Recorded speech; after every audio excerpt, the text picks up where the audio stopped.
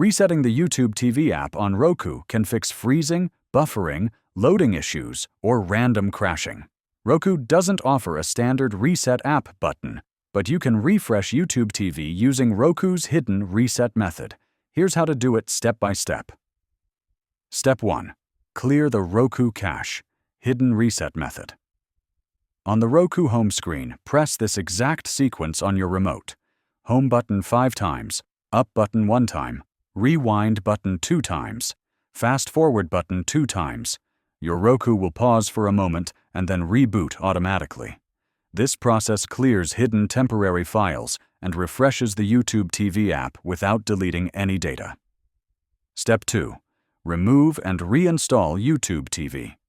If the problem continues, remove the app completely. Highlight YouTube TV on the Roku home screen, press the star button on your remote, and select Remove Channel. After removing it, restart your Roku. Open Settings, go to the System section, and choose System Restart.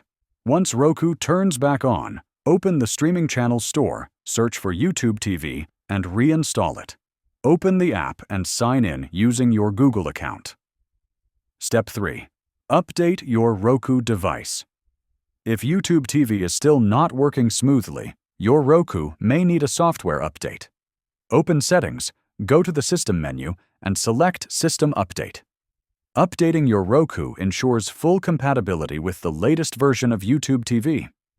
If this helped you, like the video and subscribe for more helpful YouTube TV guides.